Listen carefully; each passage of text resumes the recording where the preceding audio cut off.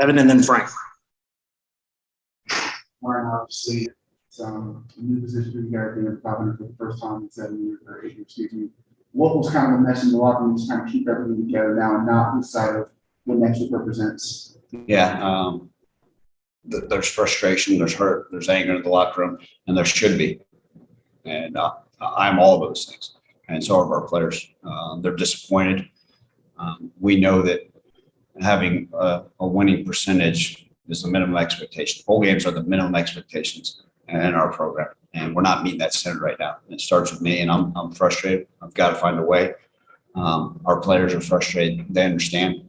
We didn't execute the way we need to tonight, the way we're capable of. I think ultimately, when you look at what it boiled down to tonight, third downs. We were 2 of 14 as an offense on third downs. I get they're the number 3 team in the country on third downs, but that's inexcusable. We just got to be able to make the one-on-one contested catches. We got to be able to hold up a pass protection.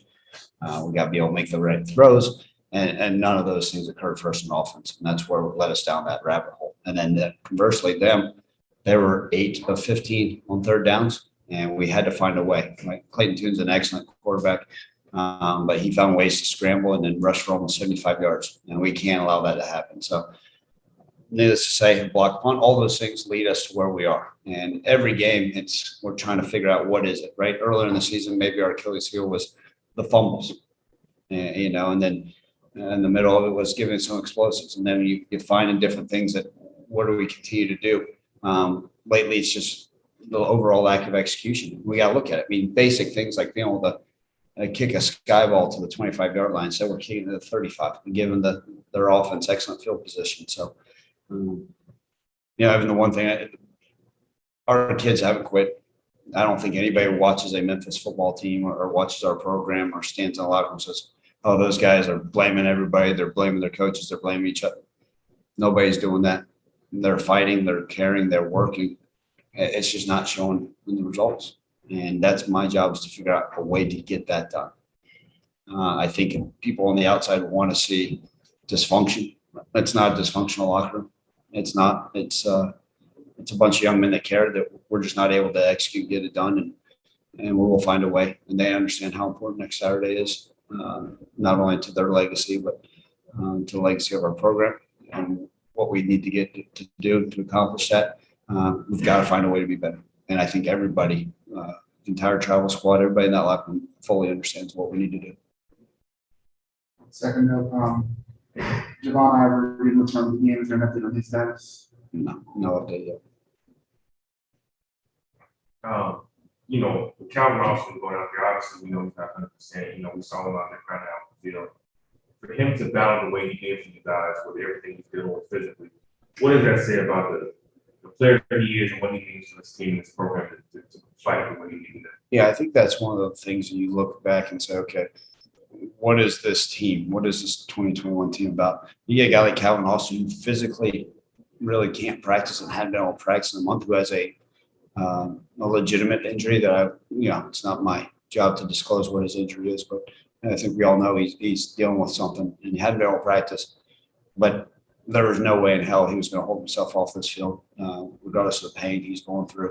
You're talking about a young man that made the Senior Bowl, had every reason. A lot of these young guys would just say, I'm done. I'm worried about myself, and he's not. He cares about his team. He cares about his city. He cares about his university. So he's one of the young men that just kind of speaks volumes to the character we have. And, obviously he went out there and did some really nice things. We're going to continue to try to take care of him, make sure he's healthy. But his battle, his fight, just, I hope we can see that in all of our guys.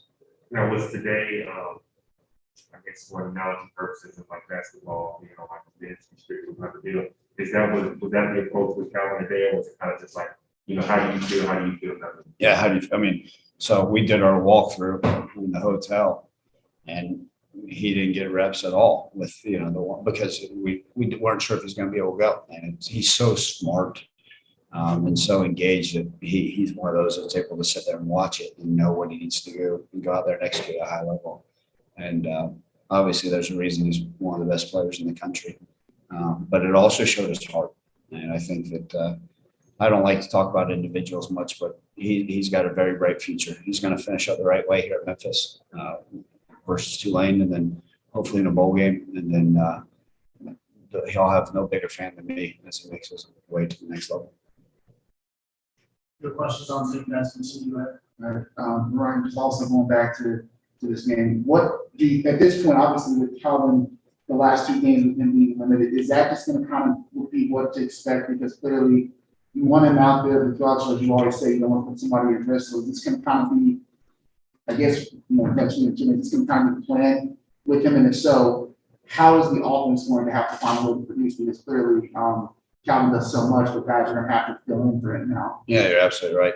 But I would assume, I don't know how he's feeling right now physically. Obviously, he's hurting emotionally, and rightfully so. But he's a warrior. I don't foresee him all of a sudden jumping up on Sunday and be able to go 100% of practice. So you're right. We have to find ways to make plays. Houston did an excellent job. They got it. There's a reason why they're such a high-ranked defense, top in the country in scoring. But like I told our guys, we had to win our one-on-one battles, and that's what it came down to. In the first half, they were playing a lot of man coverage to bring the safety down, and we had the chance on some one-on-one posts and some things, and whether it was pass protection breaking down, whether it was not being able to win on a skinny post or maybe an errant throw, all those things we just weren't able to execute, and we need guys to step up. I don't know how many receivers we played. I just got them talking on the radio. I think we've played probably close to somewhere around 14 wide receivers this year. I don't think we went into the season thinking that we would do that. We'll hope that Javon's healthy because Javon's a playmaker for us as well. But that's where we're at, and we need a bunch of guys to step up. We need to be more explosive in the run game. Do we run the ball maybe a little bit more efficiently tonight? Maybe. But we don't want Seth still having to carry the football. And, our biggest run was obviously on the reverse. The second play of the game by Gabe Rogers, I believe he got 22 yards. But, and look, our running backs run hard. Nobody doubts the way Rodriguez Clark runs and Markevius Weaver and Ace Martin run. We just got to find ways to exploit. We can't if the linebackers tackle us, that's what we're getting. So we got to continue to find ways in all phases of our offense at every position to be more explosive. And speaking of running backs, obviously Brandon didn't come on the trip. Is that just something he was held out from last game, or is there something else going on with him there? He's still injured. Now, going to the defense, the defense basically had, in terms of scoring, had one bad quarter in the second quarter. You look at the other two quarters, they kind of held Houston pretty well.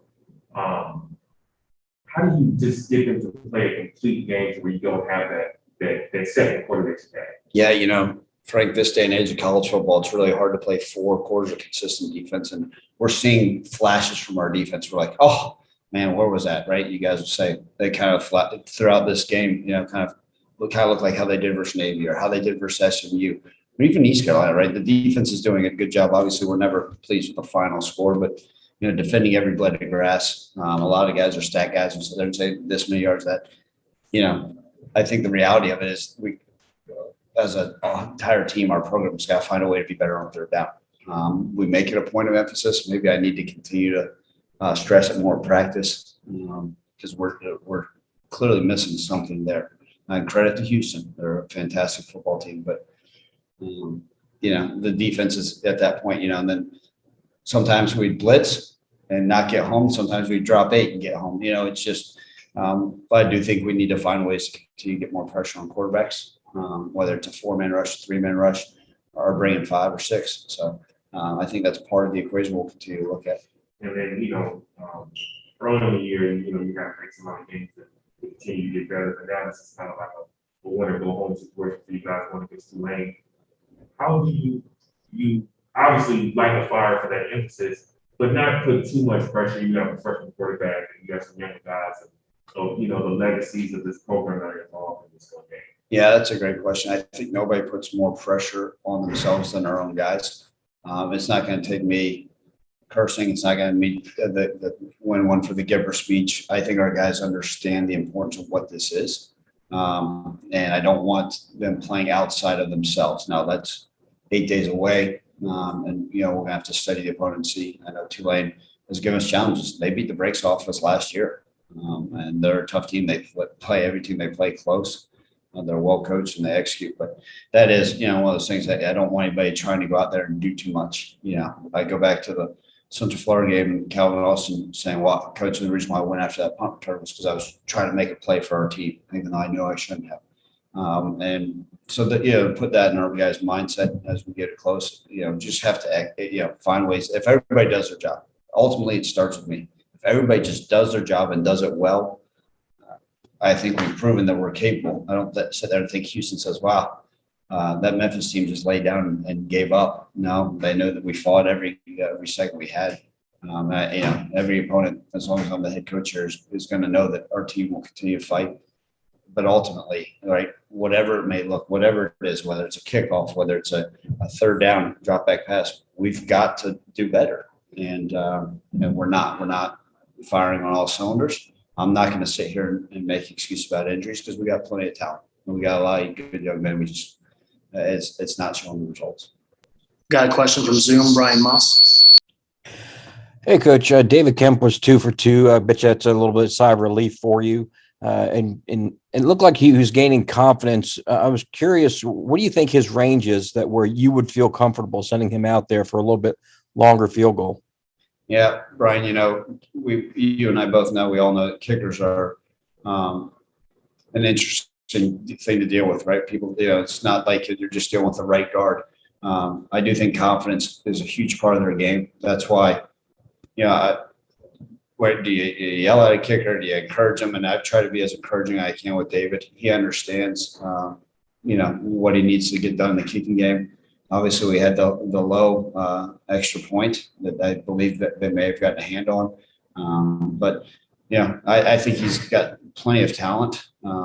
Like a lot of those guys, it's just got to find ways to make it happen on a consistent basis. But I was pleased, obviously, with his effort today. His range, in high school, he was able to make 55-yarders. There's a reason why he was considered one of the best kickers coming into college this year. And he's been going through some stuff, but I think long term he'll be just fine. I'm not gonna. I don't say that. As of tonight, I didn't plan on him kicking anything really, probably over 25 yards. But if he's confident and feels well, we'll see what happens next week. All right, I apologize for bypassing coach's opening statement. Coach, would like to make any closing remarks? Yeah, look, it just a lot of guys got banged up today. Obviously, the young man Donovan. For them, our entire program's thoughts and prayers are with him. I hope that he's doing okay. And a lot of guys, on both sides of the ball, versus Houston and Memphis, are banged up, and just hope everybody heals up well. I know Houston's got a fantastic program. I know they'll do well in the championship game, and for us as a program, we will find a way to continue to improve. Believe me, no one's expectations are higher what we need to do at our standards than myself. And ultimately, it's on me to find a way for us to go out and win more football games.